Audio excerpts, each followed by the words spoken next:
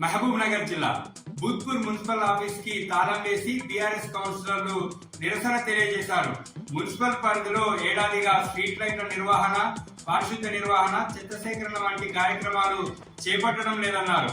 BRS ప్రభుత్వ హయాంలో విలీన తండాలకు 12.5 కోట్లు మంజూరు చేసి పనులు ప్రారంభించామని, ఆ పనులు కూడా ఏడాదిగా ఎక్కడికక్కడ నిలిచిపోయాయన్నారు.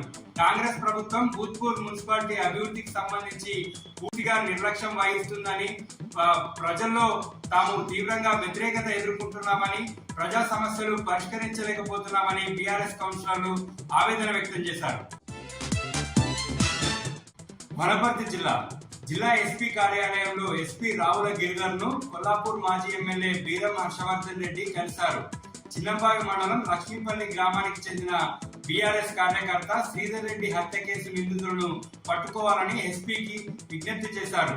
సాధ్యమైనంత తొందరగా నిందితులను పట్టుకుంటామని ఎస్పీ స్పష్టమైన హామీ ఇచ్చారని హర్షవర్ధన్ రెడ్డి తెలిపారు.